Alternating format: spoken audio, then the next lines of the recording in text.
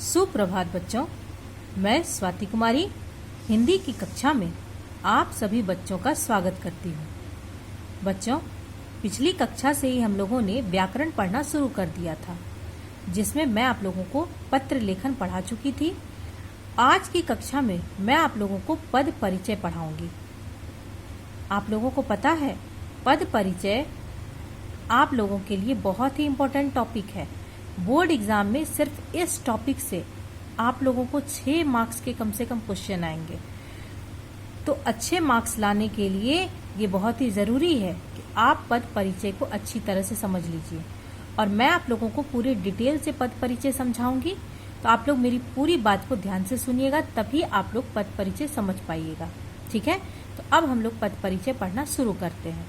सबसे पहले मैं आप लोगों को ये बताती हूँ कि ये जो है पद, इसका अर्थ क्या होता है, पद किसे कहते हैं। तो देखते हैं किसे कहते हैं, हम लोग इसे अभी समझते हैं। पद, वाक्य में प्रयुक्त शब्द पद कहलाता है। क्या बताया गया पद के बारे में कि वाक्य में प्रयुक्त मतलब प्रयोग किया हुआ, वाक्य में प्रयुक्त शब्द पद कहलाता है। मतलब वो शब्द जिसका प्रयोग वाक्य में हो जाता है वो पद कहलाता है। उदाहरण के लिए, राम केला खाता है। अब इसमें देखो, राम केला खाता है, ये 3 यहाँ पर शब्द हैं। अब इन तीनों को आप शब्द नहीं कह सकते हैं, क्योंकि इन सब का प्रयोग वाक्य में हो चुका है। अगर राम पर अंडरलाइन कर दिया जाएगा और आपसे पूछा जाएगा कि ये क्या है, तो आप ये नहीं कहिएगा कि ये शब्द है, ये पद है। केला, इस पर अंडरलाइन रहेगा और आपसे पूछा जाएगा कि ये क्या है, तो आप ये नहीं कहिएगा कि ये शब्द है, ये पद है। खाता है, ये पद है। क्यों ये सब पद है? क्योंकि इन सब का प्रयोग एक वाक्य में हो चुका है, तो वाक्य में प्रयुक्त शब्द पद कहलाता है। समझ में आ गया? अब हम लोग समझते हैं कि शब्द और पद में क्या अंतर है। इसे देखिए, जब कोई शब्द स्वतंत्र रूप से लिखा जाता है तो वह शब्द कहलाता है, लेकिन जब शब्द का प्रयोग वाक्य में हो जाता है तो वही शब्द पद कहलाने लगता है। क्या कहा गया कि जब कोई शब्द स्वतंत्र रूप से लिखा जाता है तब तो वह शब्द कहलाता है, लेकिन जब शब्द का प्रयोग वाक्य में हो जाता है तो वही शब्द तब पद बन जाता है। जैसे एक यहाँ पर लिखा हुआ है राम, सिंगल है और कुछ इसके साथ लिखा हुआ नहीं है, तो ये राम अभी शब्द है, क्योंकि इसके साथ और कुछ लिखा हुआ नहीं है और ना ही इस शब्द का प्रयोग वाक्य में हुआ है, तो ये अभी शब्द है। लेकिन राम घर जाता है, इस समय अगर राम पर अंडरलाइन रहे और पूछे कि ये क्या है, तो आप इसे शब्द नहीं कह सकते, अब ये पद है। सिर्फ यही नहीं, घर जाता है, ये सब पद है। घर भी पद है, जाता है, ये भी पद है।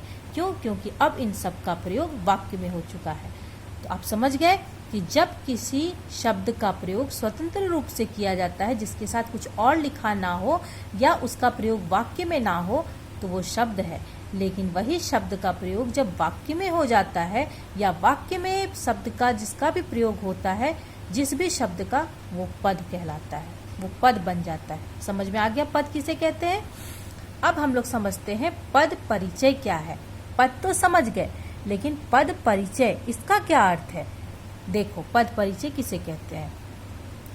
तो पद का व्याकरणिक दृष्टिकोण से परिचय देना ही पद परिचय कहलाता है। क्या बताया गया कि पद का व्याकरणिक दृष्टिकोण से, मतलब व्याकरणिक रूप से, व्याकरण के जितने भी अंग हैं उनके ओर से पद का संपूर्ण परिचय देना ही पद परिचय कहलाता है। अब ये जैसे राम एक पद है, इसका ये संज्ञा है या सर्वनाम है या विशेषण है या क्रिया है, कौन सा लिंग है इसका, पुल्लिंग है कि स्त्रीलिंग है, एक वचन है या बहुवचन है, वर्तमान काल में ये क्रिया हो रही है या भूतकाल में या भविष्य काल में, इन सब तरीके से एक पद का परिचय देना ही पद परिचय कहलाता है।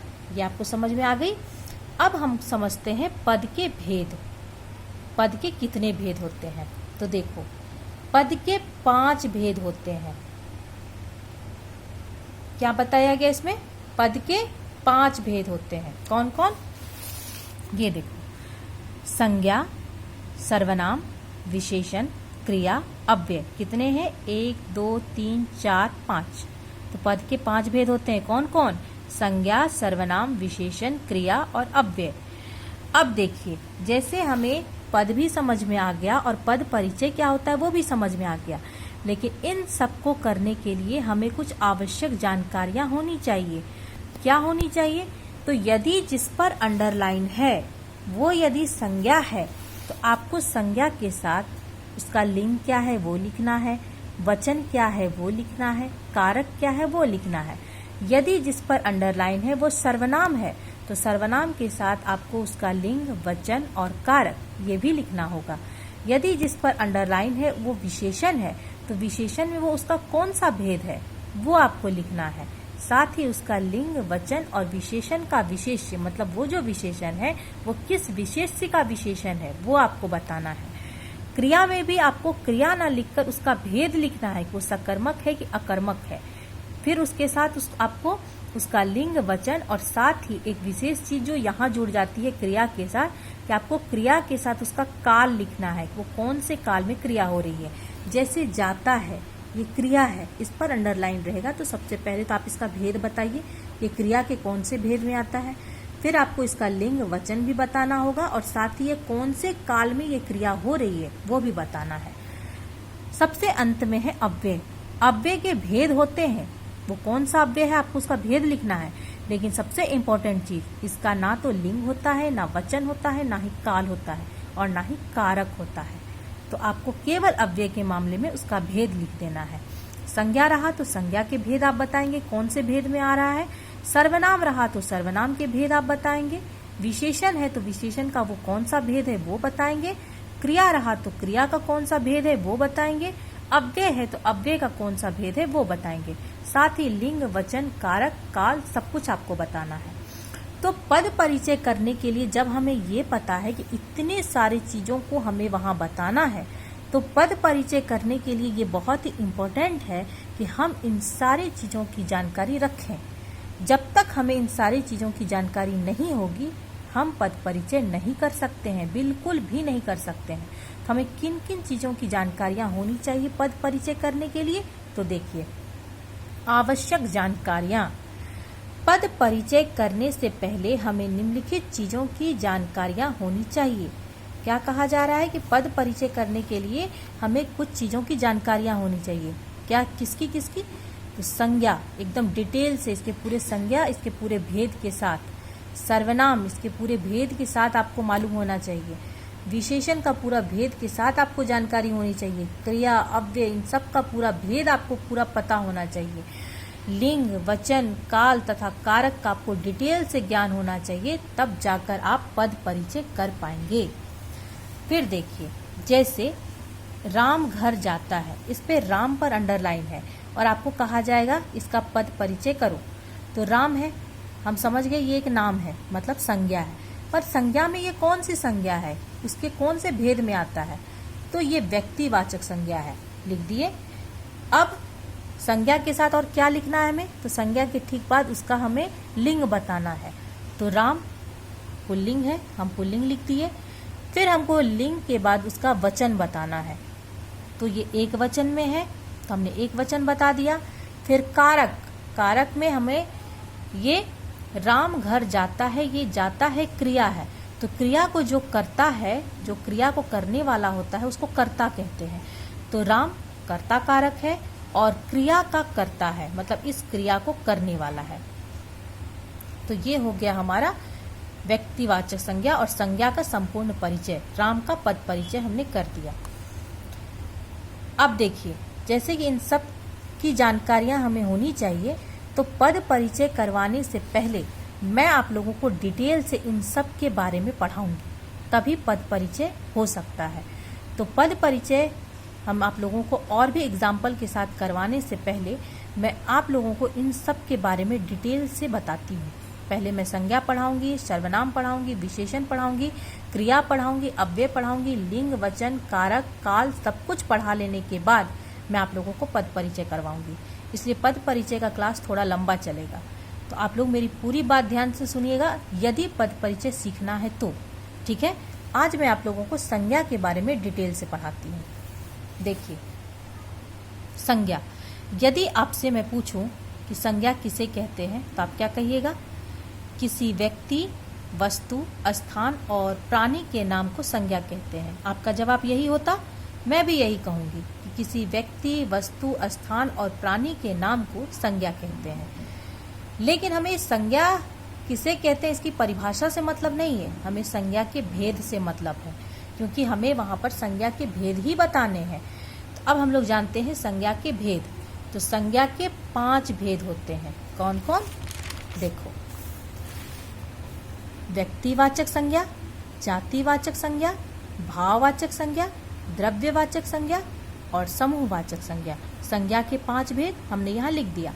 अब मैं आप लोगों को एक ऐसी जानकारी देने वाली हूँ जिसे सुनकर आप चौंक जाएंगे। पहले हम लोगों ने पढ़ा कि संज्ञा के 5 भेद होते हैं, यही पढ़ा, और हमने 5 भेद के नाम यहाँ मैंने आप लोगों को बता दिया। लेकिन अब मैं आप लोगों को एक बात बताती हूँ, संज्ञा के 5 भेद नहीं होते हैं, संज्ञा के 3 ही भेद होते हैं, व्यक्तिवाचक संज्ञा, जातिवाचक संज्ञा और भाववाचक संज्ञा, बस। अब जो ये है द्रव्यवाचक संज्ञा और समूहवाचक संज्ञा, हमारे विद्वानों ने इन दोनों को ही जातिवाचक संज्ञा में शामिल कर दिया है।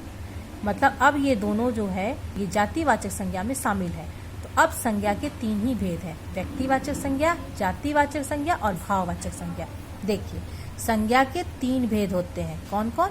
व्यक्तिवाचक संज्ञा, जातिवाचक संज्ञा और भाववाचक संज्ञा। अब हम लोग सबसे पहले पढ़ते हैं व्यक्तिवाचक संज्ञा के बारे में। तो पहले नंबर पर है व्यक्तिवाचक संज्ञा। देखते हैं इसके बारे में क्या है। जिन शब्दों से किसी विशेष व्यक्ति, स्थान अथवा वस्तु के नाम का बोध हो उसे व्यक्तिवाचक संज्ञा कहते हैं। क्या बताया गया? कि जिन शब्दों से किसी विशेष व्यक्ति, स्थान अथवा वस्तु के नाम का बोध हो उसे व्यक्तिवाचक संज्ञा कहते हैं। जैसे उदाहरण में है जयपुर, दिल्ली, मीरा, रमेश, भारत, रामायण आदि। ये सब क्यों व्यक्तिवाचक संज्ञा है? क्योंकि जयपुर से सिर्फ एक शहर के नाम का बोध होता है, दिल्ली से भी किसी एक शहर का ही नाम का बोध होता है, मीरा ये किसी एक लड़की का नाम है, संपूर्ण लड़की का ये बोध नहीं करा रही है, रमेश ये एक लड़के का नाम है, भारत ये एक देश का नाम है, रामायण बहुत पवित्र पुस्तक है और बहुत बड़ी पुस्तक भी है, लेकिन ये सिर्फ एक पुस्तक का नाम है, इसलिए ये सब व्यक्तिवाचक संज्ञा है। अब देखते हैं जातिवाचक संज्ञा। जातिवाचक संज्ञा किसे कहते हैं? तो जिस शब्द से किसी प्राणी या वस्तु की समस्त जाति का बोध होता है उन शब्दों को जातिवाचक संज्ञा कहते हैं। क्या कहा गया? कि जिस शब्द से किसी प्राणी या वस्तु की समस्त जाति का बोध हो जाए उन शब्दों को जातिवाचक संज्ञा कहते हैं। उदाहरण के लिए जानवर, फूल, मनुष्य, वृक्ष आदि। अब जानवर हम कहते हैं तो ये क्या किसी एक जानवर की ओर संकेत कर रहा है? गाय, घोड़ा, बैल किसी एक की ओर नहीं। एक जानवर शब्द है, संपूर्ण जानवर को बता देता है, संपूर्ण पशु जाति का ये बोध करा दे रहा है ये शब्द। फूल है, कितने सारे फूल हैं, गुलाब, चंपा, चमेली, क्या किसी एक फूल की ओर ये संकेत हो रहा है? नहीं, ये फूल संपूर्ण जाति का बोध करा रहा है। मनुष्य या किसी एक व्यक्ति का बोध हो रहा है? नहीं, इस शब्द से संपूर्ण मनुष्य जाति का बोध हो रहा है। वृक्ष, कितने सारे पेड़ पौधे हैं तरह तरह के, लेकिन ये एक शब्द संपूर्ण पेड़ पौधों का बोध करा रहा है, इसलिए ये एक जातिवाचक संज्ञा है। समझ में आया? और एक विशेष जानकारी मैं आप लोगों को देती हूँ व्यक्तिवाचक संज्ञा और जातिवाचक संज्ञा के बारे में। व्यक्तिवाचक संज्ञा और जातिवाचक संज्ञा दृश्य होती है, जो दिखाई दे। मतलब व्यक्तिवाचक संज्ञा और जातिवाचक संज्ञा दृश्य होती है, मतलब ये तो आप समझ गए कि ये किसी एक का नाम रहता है और ये संपूर्ण जाति का बोध करा दे रहा है। लेकिन सबसे इम्पोर्टेंट चीज, ये दोनों जो होते हैं दृश्य होते हैं, मतलब आप उसे अपनी आंखों से देख सकते हैं। समझ में आया मैं क्या बोल रही हूँ? ये दृश्य होते हैं, इन सबके जो उदाहरण है इन्हें आप अपनी आंखों से देख सकते हैं। ये हो गया हमारा जातिवाचक संज्ञा। अब तीसरा है भाववाचक संज्ञा, इसके बारे में हम लोग पढ़ते हैं। भाववाचक संज्ञा किसे कहते हैं? तो जिन शब्दों से किसी प्राणी या पदार्थ के गुण, स्वभाव, भाव या अवस्था का बोध हो तो उसे भाववाचक संज्ञा कहते हैं। क्या कहा गया? कि जिन शब्दों से किसी प्राणी या पदार्थ के गुण मतलब उसकी अच्छाइयाँ, स्वभाव उसके नेचर कैसे हैं, भाव, भाव का अर्थ होता है इमोशंस, प्रेम, क्रोध, घृणा, ये सब हमारे भाव हैं। या अवस्था, मतलब वो बचपन में है, जवानी में है, वृद्धावस्था में है, ये वो अवस्था है।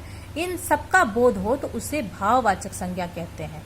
इसमें विशेष, जैसे यहाँ हमने पढ़ा विशेष में कि व्यक्तिवाचक संज्ञा और जातिवाचक संज्ञा दृश्य होती है, मतलब वो दिखाई देती है। इसमें विशेष देखो क्या है, भाववाचक संज्ञा अदृश्य, मतलब जो दिखाई ना दे। भाववाचक संज्ञा अदृश्य होती है, भाववाचक संज्ञा हमेशा अदृश्य होती है, उसे आप महसूस कर सकते हैं, वो आपको कभी भी दिखाई नहीं देगी। उदाहरण में क्या है, करुणा, ये हमारे मन के भाव हैं। करुणा आप जानते हो क्या है, जब आप किसी के दुख को देखकर खुद दुखी हो जाते हैं तो वो करुणा है। दया, जब आपको किसी के ऊपर दया आती है या आप पर कोई दया कर देता है, वो है। खट्टास, मतलब खट्टापन। मिठास, मीठा। बुढ़ापा, वृद्धावस्था। बचपन, गर्म, दुख आदि, ये सब कुछ भाववाचक संज्ञा के उदाहरण हैं। अब आप खुद देख लीजिए, ये अदृश्य होती है। क्या आप इन सबको आंखों से देख सकते हैं? करुणा दिखाई देती है, दया कभी भी दिखाई देता है? नहीं। खट्टास नहीं दिखाई देता, मिठास हमें नहीं दिखाई देती। इन सब को केवल हम महसूस कर सकते हैं। जैसे हम कई बार कहते हैं दुख के संबंध में, हमारे दुख को महसूस करो, हमेशा क्यों कहते हैं? क्योंकि हमें दिखाई नहीं देती है। तो हमेशा भाववाचक संज्ञा के बारे में याद रखिएगा कि ये अदृश्य रहता है, कभी दिखाई नहीं देता।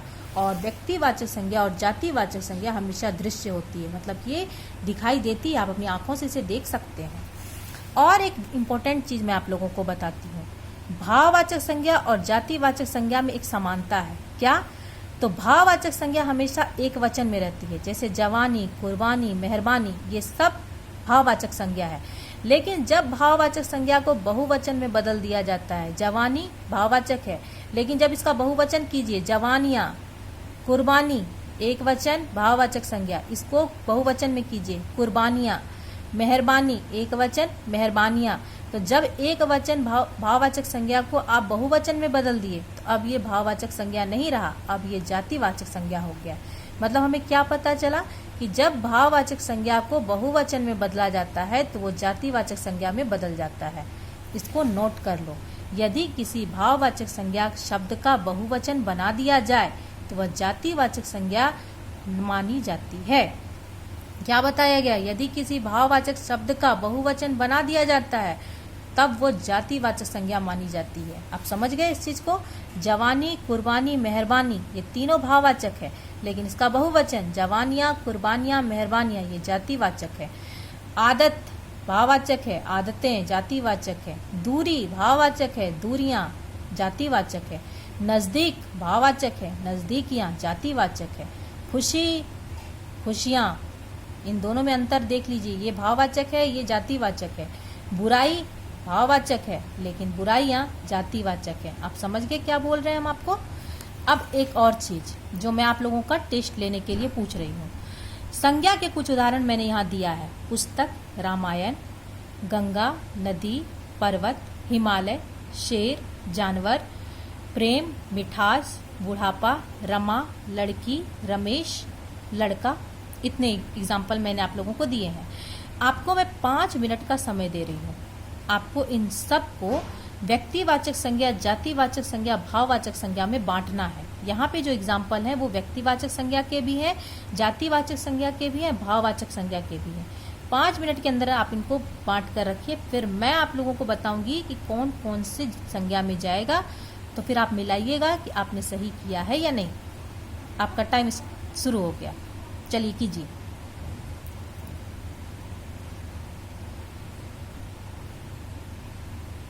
चलिए अब मैं आपको बताती हूँ। जैसे देखिए, पुस्तक, ये एक शब्द आपके जितने पाठ्य पुस्तक हैं और आपके स्कूल में जितने बच्चे हैं सबके पाठ्य पुस्तक, साथ ही गीता, रामायण, पुराण, जितने भी पुस्तक हैं इस दुनिया में, ये एक शब्द सबका बोध करा दे रहा है। तो ये एक ऐसा शब्द है जो संपूर्ण जाति का बोध करा दे, तो ये जातिवाचक संज्ञा है। रामायण बहुत बड़ी पुस्तक है और बहुत ही पवित्र पुस्तक भी है, लेकिन ये एक शब्द केवल एक पुस्तक का बोध करा रहा है, इसलिए ये व्यक्तिवाचक संज्ञा है। गंगा है बहुत बड़ी नदी और बहुत ही पवित्र नदी भी है, लेकिन ये एक शब्द मात्र एक नदी का बोध करा रहा है, इसलिए ये व्यक्तिवाचक संज्ञा है। नदी, ये एक शब्द संपूर्ण नदी का बोध करा रही है। गंगा, यमुना, सतलज, ब्रह्मपुत्र जितने भी नदी हैं, ये एक शब्द सभी नदी का बोध करा रही है, इसलिए ये जातिवाचक है।